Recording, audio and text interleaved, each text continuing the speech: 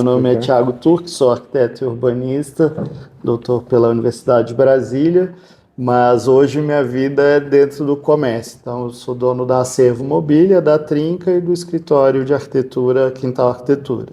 Meu nome é Daniel, né? Eu estou fazendo disciplina de Psicologia das Habilidades Sociais e eu estou aqui entrevistando o Thiago, que ele é meu chefe, né? Aqui da, meu chefe aqui da Acervo Mobília. Eu trabalho como programador aqui e agradecer, né, pelo seu tempo, pela Não, sua imagina. disponibilidade. Primeiramente, qual o seu campo de trabalho?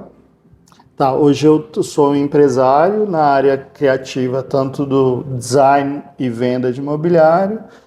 A gente tem a parte também de projetos computacionais, de programação, que o Daniel desenvolve aqui comigo, né? E arquitetura. Quantos anos você atua nesse campo? Tá, minha carreira começa como professor universitário, então eu fiquei 15 anos como professor.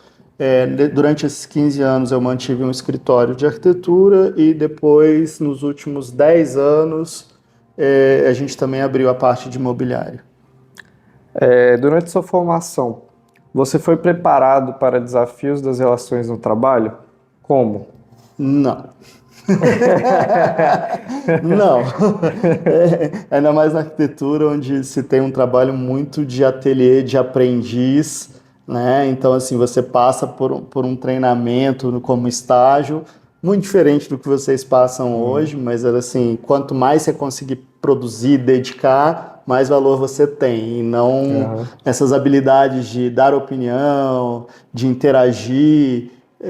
Isso não era algo nem cogitável na minha época de estágio, assim, né? Não Aham. era nem, ninguém nem queria saber a sua opinião como Sim. estagiário, o que felizmente mudou. Beleza. É, eu vou só dar uma breve explicada aqui, que é o foco da entrevista, né, que são as habilidades interpessoais, que é basicamente facilita, né, a nossa convivência e tal, em todos os tipos de contextos. Sim, E aqui é focado para as que são relevantes para o seu trabalho, né? beleza. Seja com funcionários, com clientes e etc. E eu vou explicar aqui os grupos de habilidades sociais que existem, né? Que a gente Beleza. também vê na disciplina. Que são elas, as habilidades sociais de civilidade, que é tipo dizer por favor, apresentar, agradecer, cumprimentar, se despedir, pedir licença. As habilidades sociais assertivas, de direito e cidadania, que é manifestar sua opinião, concordar, discordar, aceitar, recusar pedidos, desculpar-se, interagir com a autoridade, estabelecer relacionamento afetivo ou sexual, encerrar relacionamentos, expressar raiva, lidar com críticas. As habilidades de comunicação, fazer e responder perguntas, pedir e dar feedback, fazer elogios, e iniciar e manter conversas. Né? As habilidades sociais empáticas, Tá. que é ouvir com atenção, demonstrar compreensão, expressar apoio. As habilidades de trabalho, que é coordenar grupos, falar em público, resolver problemas, mediar conflitos. E por último, as habilidades sociais de expressão dos sentimentos positivos. Então é iniciar e manter amizade, expressar sua solidariedade, expressar carinho e cultivar amor, Perfeito. expressar gratidão. Dito isso, eu vou fazer as perguntinhas aqui. As habilidades sociais compreendem habilidades diversas, como habilidades para ouvir o outro, lidar com conflitos, expressar sentimentos, dentre outros. Qual dessa lista, né? Qual grupo de habilidades você julga que você necessita para fazer bem o seu trabalho? Tá. Se quiser dar uma lida. Não, eu acho que eu lembro mais ou menos. Assim, a Você gente, pode na verdade, você vai genericamente. permear todas, né? Hoje, nas minhas funções de logística, desenvolvimento de softwares para a área de imobiliário, é muito mais a questão do. Óbvio que não tem como ter um distanciamento humano, ainda mais numa empresa que preza por estar de um tamanho, né? Então, assim, a ideia é a gente saber da vida, do que cada um está vendo. Mas a capacidade de liderar equipes, às vezes equipes de áreas como você, né? Que é uma área que não é minha área de domínio, de formação, mas conseguir dialogar com o Daniel, que é uma pessoa que está trabalhando na parte de programação, ao mesmo tempo eu tenho que lidar com um montador terceirizado. Então, como falar, qual é o vocabulário, como que a gente interage nesses diversos níveis intelectuais, claro, não tem como dizer que não, né? Mas uma preocupação que aqui na Serva a gente tem muito são as questões de civilidade. Então, assim, interessa muito para a gente alguém que saiba ter uma postura profissional, mas humanística também, de bom dia, boa tarde, como é que você está, entender, e isso a gente tenta fazer para os nossos funcionários e a gente compartilha com os nossos funcionários também, para que eles possam interagir nesse nível de empatia do tipo, minha filha hoje ficou doente, por isso que eu não vou atender o celular. Tanto o funcionário quanto a gente poder ter essa interação humana de falar, olha, a filha da menina ficou doente, todo mundo aqui vai cobrir o máximo que der, e óbvio, só é possível fazer isso quando você tem uma relação de confiança, onde essa pessoa realmente está com um problema e você está disposto a ajudá-la, né, a resolver. Né? Acho que seria isso. Quais as situações no seu trabalho que mais exigem habilidades sociais? Tipo, as mais desafiadoras, arriscadas, complexas? Eu trabalho na parte de logística, então eu entrego o produto na casa do cliente.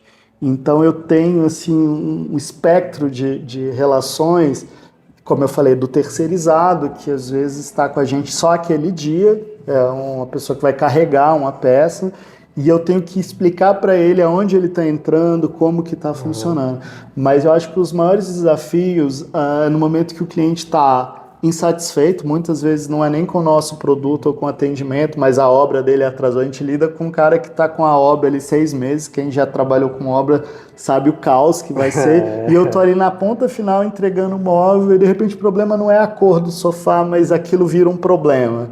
E aí, como lidar nesse momento de alto estresse do cliente, mesmo estando certo, a cor está certa, o acabamento foi o que ele escolheu, mas como lidar com sensibilidade naquele momento que ele está, muitas vezes acontece assim, do cliente estourar com a nossa funcionária, com a Jéssica no telefone, passar 2 horas ele ligar e pedir desculpa, falar, não era com você. Se ela estoura de volta, ou se ela baixa também demais. Então esse equilíbrio das tensões do cliente que está recebendo as expectativas sempre é mais delicado. Entendi. É a hora que o fator humano e respirar, e eu acho que no meu caso assim, a idade foi me dando, assim, no começo eu queria matar com o cliente, eu já tô tipo, não, beleza, vai rolar, tô tranquilo, deixa que eu resolvo.